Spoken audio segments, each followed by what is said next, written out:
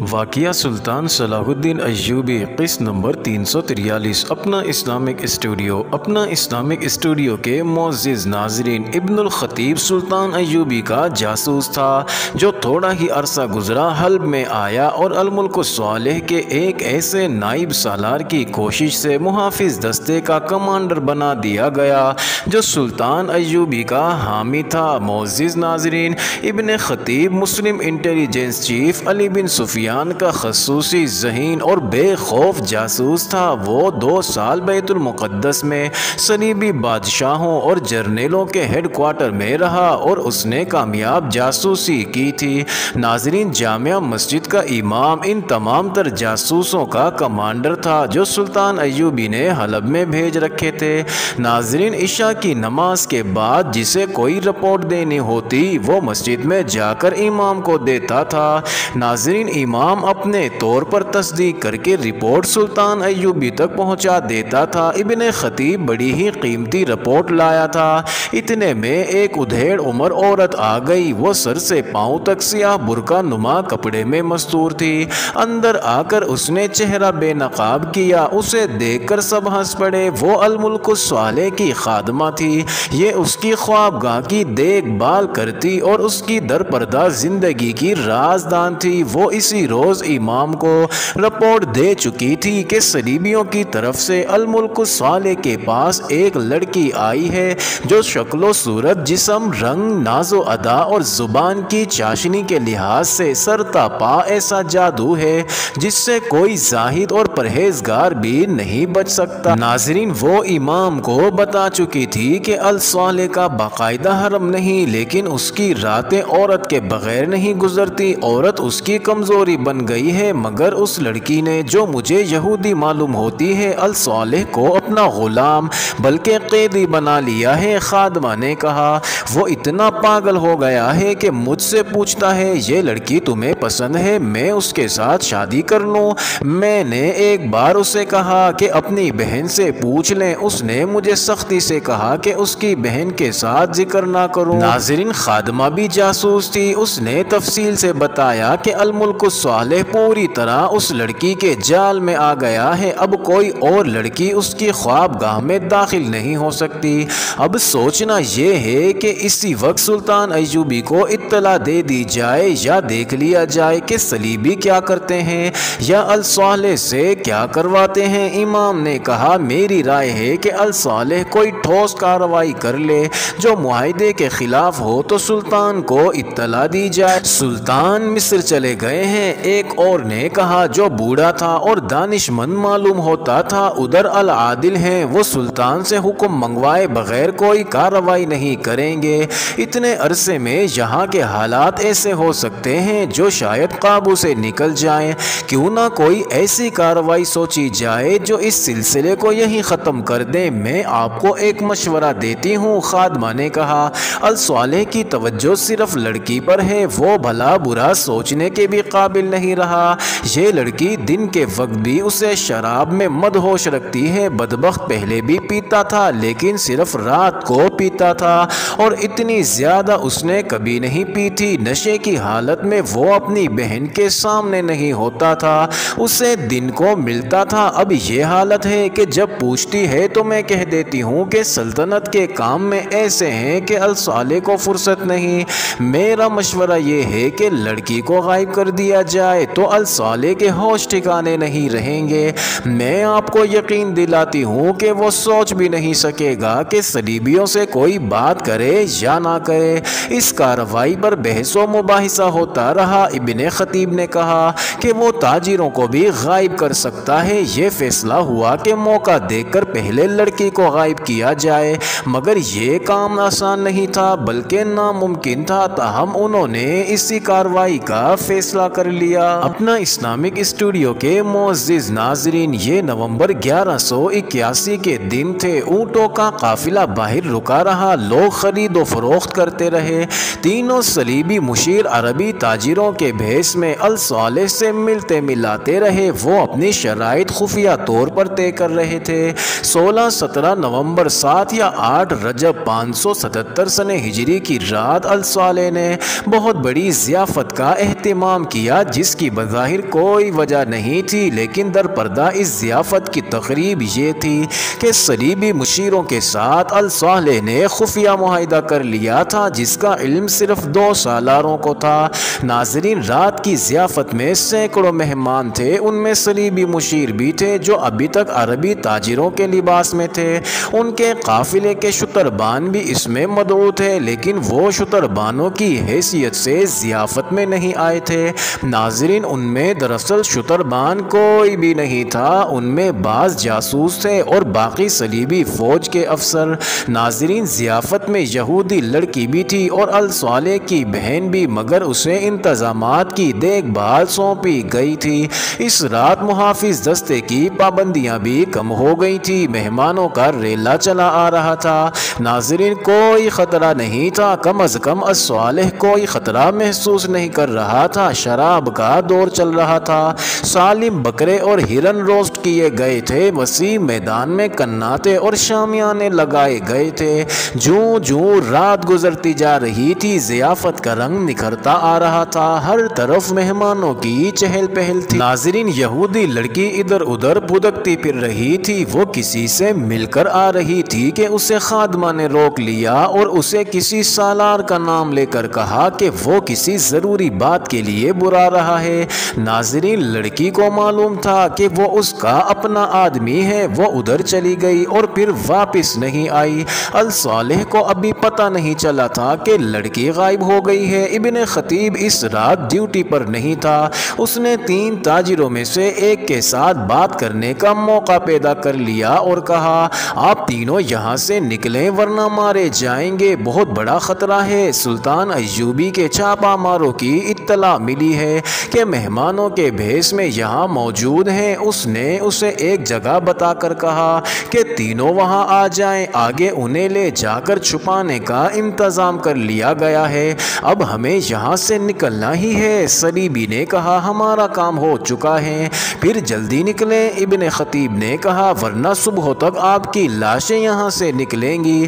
ناظرین، اس صلیبی نے یہ بات اپنے ساتھیوں کے کانوں میں جا ڈالی اور وہ ایک ایک کر کے وہاں سے اس طرح نکلے کہ کسی کو شک نہ ہو۔ اگر وہ محل کے اندر ہوتے تو نکلتے دیکھے جا سکتے تھے، وہ میدان تھا۔ اندھیرے راستے سے گئے، آگے ابن خطیب 3 گھوڑوں کے ساتھ کھڑا تھا، خود بھی گھوڑے پر سوار تھا۔ ضیافت میں رقص و سرور اور مہمانوں کا اتنا شور تھا کہ کسی کو 4 گھوڑوں کے قدموں کی آواز نہ سنائی دی اور الصالح کو علم ہی نہ ہو سکا کہ اس کے خصوصی مہمان فرضی خطرے سے بھاگ کر حقیقی خطرے میں چلے گئے ہیں۔ معزز ناظرین، آبادی سے دور ایک جھوپڑا نما مکان تھا، تینوں صلیبی اس میں بیٹھے تھے۔ ابن خطیب خدا کا شکر ادا کر رہا تھا کہ ان کی جانیں بچ گئی ہیں۔ انہوں نے اپنے شتربانوں کے متعلق فکر کا اظہار کیا۔ ابن خطیب نے انہیں تسلی دی کہ سب کو نکال لیا جائے گا۔ اس نے ان سے پوچھا کہ وہ اسے بتا کر جائیں کہ کیا معاملہ طے ہوا ہے تاکہ وہ اس کے مطابق چوکنا رہے۔ انہوں نے اسے بتایا کہ الصالح کو در پردہ جنگی سامان اور گھوڑے دیں گے، اس کی فوج کو ٹریننگ دیں گے، جاسوس دیں گے، اور جب وہ سلطان ایوبی کے خلاف لڑے گا تو صلیبی فوج سلطان ایوبی پر عقب سے حملہ کرے گی۔ ناظرین، مختصر یہ کہ الصالح سلطان ایوبی کے ساتھ کیا ہوا معاہدہ توڑ دے گا، لیکن اس وقت توڑے گا جب صلیبی اسے اشارہ دیں گے۔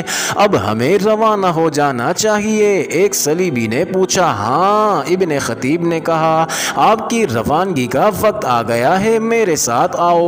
ناظرین، ابن خطیب نے کمرے کا دروازہ کھولا، یہ دوسرا دروازہ تھا۔ اس نے تینوں سے کہا کہ چلو، وہ کمرہ تاریک تھا۔ ناظرین، تینوں اس کمرے میں گئے تو پیچھے سے ایک کی گردن کے گرد ایک بازو لپٹ گیا اور ایک ایک خنجر ہر ایک کے دل میں اتر گیا۔ ناظرین، کمرے کے ایک کونے میں ایک گہرا گڑھا پہلے ہی کھود لیا گیا تھا، تینوں کو اس میں پھینک دیا گیا۔ ناظرین، اسی کمرے کے ایک کونے میں یہودی لڑکی بیٹھی ہوئی تھی جو اندھیرے میں کسی کو نظر نہیں آتی تھی۔ اس کے ہاتھ پاؤں بندھے ہوئے تھے اور منہ میں کپڑا ٹھوسا ہوا تھا۔ اسے بھی ضیافت سے خادمہ کے ذریعے بلا کر کامیابی سے اغوا کر لیا گیا تھا۔ ناظرین، کمرے میں ابن خطیب کے علاوہ 5 آدمی تھے، انہوں نے لڑکی کے ہاتھ پاؤں کھول دیے اور منہ سے کپڑا نکال دیا۔ لڑکی اپنے صلیبیوں کا حشر دیکھ چکی تھی، اس نے کہا کہ مجھے دوسرے کمرے میں لے چلو، اسے وہاں لے گئے۔ ناظرین، وہاں ایک دیا جل رہا تھا۔ کیا تم نے مجھ سے زیادہ خوبصورت لڑکی کبھی دیکھی ہے؟ لڑکی نے پوچھا۔ کیا تم نے ہم سے زیادہ ایمان والے کبھی دیکھے ہیں؟ ابن خطیب نے کہا، ہم تمہیں اتنی مہلت نہیں دیں گے کہ تم الصالح کی طرح ہمارے ایمان بھی خرید سکو۔ میں اپنی جان کی بخشش مانگ رہی ہوں۔ لڑکی نے کہا، مجھے تم لوگ پسند نہیں کرتے تو بتاؤ کتنا سونا مانگتے ہو، صبح تمہارے قدموں میں رکھ دوں گی، پھر میں یہاں سے یروشلم چلی جاؤں گی۔ ناظرین، ابن خطیب نے اپنے ساتھیوں کی طرف دیکھا۔ اس نے دو ساتھیوں کے چہروں پر عجیب سے تاثرات دیکھے۔ ابن خطیب نے بڑی تیزی سے خنجر نکالا اور لڑکی کے دل میں اتار دیا۔ وہ گری تو اسے بالوں سے پکڑ کر گھسیٹتا ہوا دوسرے کمرے میں لے گیا اور گڑھے میں پھینک دیا۔ ناظرین، سب نے مل کر گڑھا مٹی سے بھر دیا۔ امام کو رات کو ہی اطلاع دے دی گئی کہ کام مکمل کر دیا گیا ہے۔ ادھر الصالح تینوں صلیبیوں اور لڑکی کے متعلق کہہ رہا تھا کہ بہت دیر سے نظر نہیں آئے۔ آدھی رات کے کچھ دیر بعد جب آخری مہمان بھی رخصت ہو گیا تو وہ اپنے ہم رازوں سے یہی پوچھ رہا تھا کہ وہ کہاں ہیں، وہ کہیں بھی نہ ملے۔ ناظرین، وہ لڑکی کے لیے بے قرار ہو رہا تھا۔ اس نے خادمہ کی جان کھا لی، باقی رات خود نہ سویا نہ اس نے اپنی ذاتی ملازموں کو سونے دیا۔ خادمہ نے امام سے کہا تھا کہ لڑکی کے بغیر وہ ہوش کھو بیٹھے گا۔ اس کی رائے صحیح ثابت ہوئی، وہ تو پاگل ہوا جا رہا تھا۔ ناظرین، صبح اس کی حالت پاگلوں سے بھی بدتر تھی۔ اس نے اپنے دو ہم راز سالاروں کو اپنے سامنے کھڑا کر رکھا تھا۔ انہوں نے ابن خطیب کو بلا لیا اور پوچھا کہ اس نے ایک لڑکی اور عربی تاجروں کو باہر جاتے تو نہیں دیکھا؟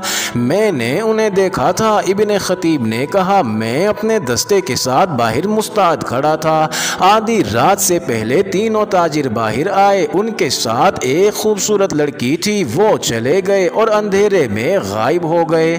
مجھے دوڑتے گھوڑوں کے قدموں کی آوازیں سنائی دی تھی، میں نے انہیں واپس آتے نہیں دیکھا۔ وہ سالار بھی جو سلطان ایوبی کا حامی تھا آ گیا۔ اس سے معلوم تھا کہ صلیبی اور لڑکی کہاں ہیں۔ اس نے الصالح کو صلیبیوں کے خلاف بھڑکانا شروع کر دیا۔ اس نے کہا، وہ اتنی خوبصورت لڑکی کو آپ کے پاس نہیں چھوڑنا چاہتے تھے، انہوں نے آپ کو دھوکہ دے کر آپ سے کوئی بڑا ہی نازک راز حاصل کر لیا ہے۔ یہ شاید آپ کو بھی معلوم نہیں کہ وہ کیا راز ہوگا۔ ناظرین، الصالح پر خاموشی طاری ہو گئی۔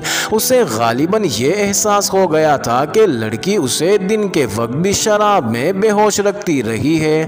اس حالت میں معلوم نہیں وہ اس سے کیا کچھ کہلواتی رہی ہے۔ اسے شدید صدمہ ہوا، وہ رات بھر سویا بھی نہیں تھا۔ ناظرین، بہت دنوں سے وہ دن رات شراب پیتا رہا تھا۔ اس کے اثرات کے علاوہ غصہ اور پچھتاوا بھی تھا۔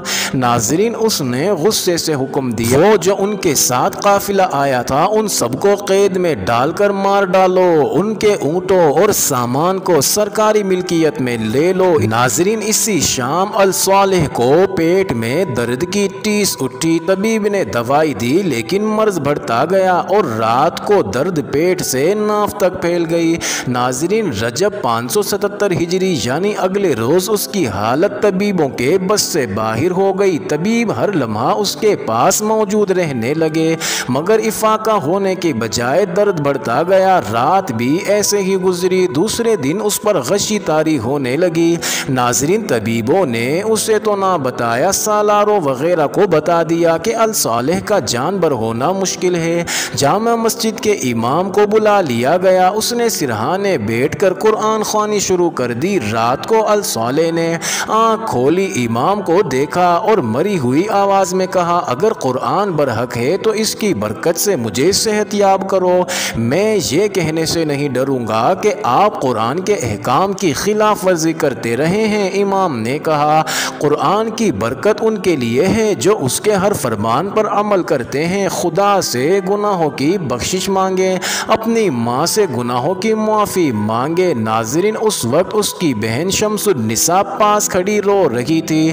الصالح کے منہ سے نکلا، ماں میری ماں کو بلاؤ، اسے کہو کہ تمہارا گناہ گار بیٹا مر رہا ہے، اگر دودھ کی دھاریں اور گناہ بخش دو۔ ناظرین، امام نے شمس النساء کی طرف دیکھا، اس نے بھائی کے ماتھے پر پیار سے ہاتھ پھیر کر کہا ابھی دمشق کے لیے روانہ ہو جاتی ہوں، ماں کو لے کر آؤں گی۔